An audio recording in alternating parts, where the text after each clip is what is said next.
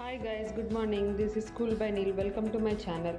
ఈరోజు నేను మీకు మటన్ గ్రేవీ కర్రీ చూపించాలనుకుంటున్నానండి. సో ఫస్ట్ మనం కుక్కర్లోని మొత్తం మటన్ అంతా క్లీన్ చేసుకొని వేసుకుంటున్నాము. సో అందులో కొంచెం ఒక 1 టేబుల్ స్పూన్ టర్మరిక్ వేసుకోవాలి. అండ్ అందులో ఒక 1 టేబుల్ స్పూన్ సాల్ట్ కొంచెం తక్కువ వేసుకుంటాము. And next red chilli powder వేసుకుందాము. నెక్స్ట్ ఒక ఆనియన్ చాప్ చేసుకొని ఉంచుకున్నానండి, అదే వేస్తున్నాను.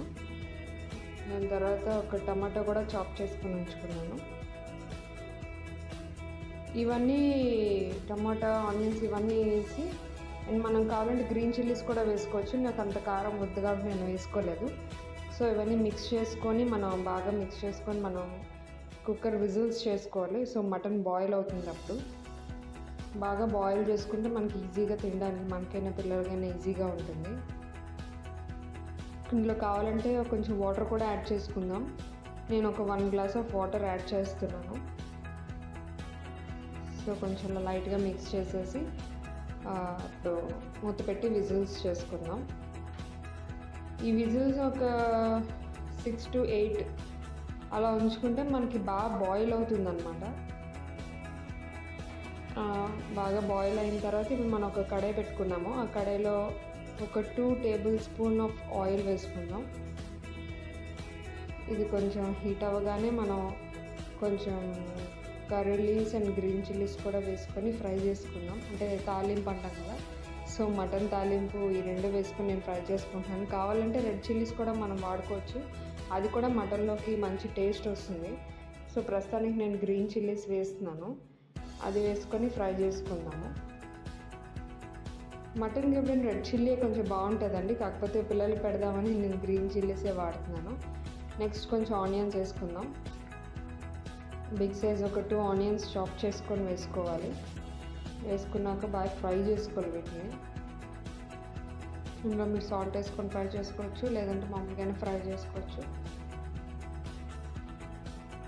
ఇందులో మనం 1 to 1.5 టేబుల్ స్పూన్ వరకు జింజర్ గార్లిక్ పేస్ట్ యాడ్ చేసుకుందాం. ఇది యాడ్ చేసుకున్నాక కొంచెం 2 బాగా ఫ్రై అయ్యేటట్టు బాగా కలుపుకొని ఫ్రై చేసుకుందాం. ఆనియన్స్ కొంచెం ఫ్రై అయితే ఏంటంటే మనకి టేస్ట్ బాగుంటుంది.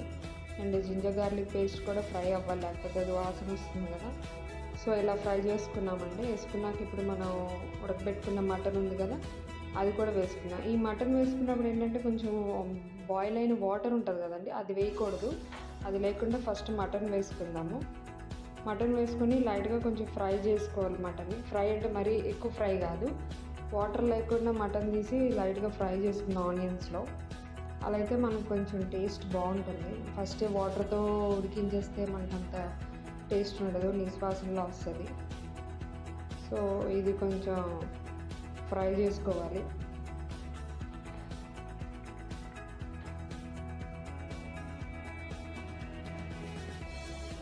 బాగా మిక్స్ చేసుకొని ఫ్రై చేసుకుంటే హై ఫ్లేమ్లో మనకి ఇలా కొంచెం ఫ్రై అవుతుంది.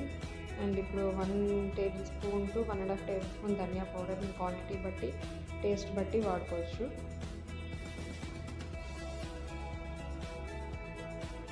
వేసి నేను ఏదైతే మటన్ బాయిల్ చేసిన వాటర్ ఉందని చెప్పాను కదండి, అది కూడా వేసేసుకున్నాను. అది వేసుకొని కొంచెం మిక్స్ చేసుకొని మనం బాగా బాయిల్ చేసుకోవాలి మటన్ ఇందులో కూడా, కర్రీలోని.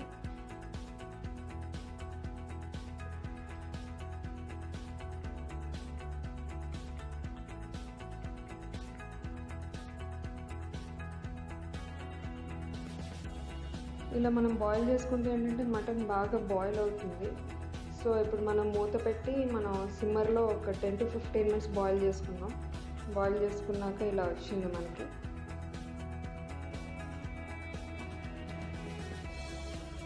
సో ఇప్పుడు మనం స్పైసెస్ యాడ్ చేసుకుందాం. నేను పార్స్లీ యూజ్ చేస్తున్నాను, ఎందుకంటే ఆ ఫ్లేవర్ మా అబ్బాయికి బాగా నచ్చుతుంది అని చెప్పి నేను పార్స్లీ యూజ్ చేస్తున్నాను. అదొకటి. నెక్స్ట్ ఇప్పుడు నేను ఫ్రెష్ కోకోనట్ గ్రైండ్ చేసి పెట్టుకున్నాను.